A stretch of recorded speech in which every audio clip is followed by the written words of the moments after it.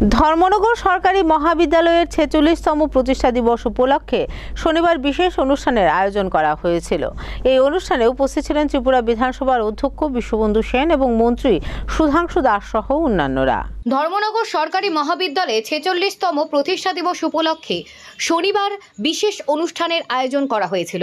এদিন ছাত্রছাত্রীদের উপস্থিতিতে যথাযোগ্য মর্যাদায় ৪৬তম প্রতিষ্ঠা দিবস উদযাপন করা হয়।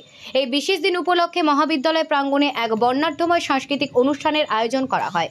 অনুষ্ঠানে শুভ উদ্বোধন করেন রাজ্য বিধানসভার অধ্যক্ষ বিশ্ববন্ধু সেন। তার সঙ্গে উপস্থিত ছিলেন রাজ্যের মন্ত্রী সুধাংশু দাস, বিধায়ক বিনয় ভূষণ দাস, বিধায়ক যাদবলাল দেবনাথ, কালাছড়া পঞ্চায়েত সমিতির চেয়ারপারসন টিঙ্কু শর্মা এবং বিশিষ্ট সমাজসেবী বিবেকানন্দ ভট্টাচার্য।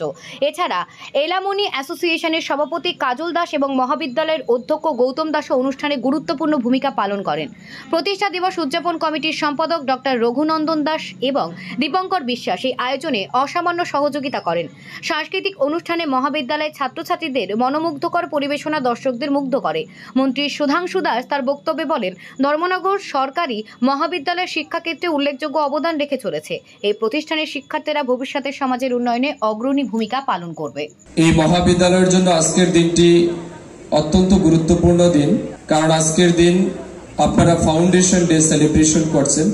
এই বিশেষ দিনে ছাত্রছাত্রী থেকে শুরু করে যারা এই কলেজকে আঁকড়ে ধরে কলেজের প্রতিনিয়ত উন্নয়নের লক্ষ্যে কাজ করছেন, আমি আপনাদের সবার প্রতি আমার অনেক বেশি শুভেচ্ছা এবং অভিনন্দন জানাচ্ছি।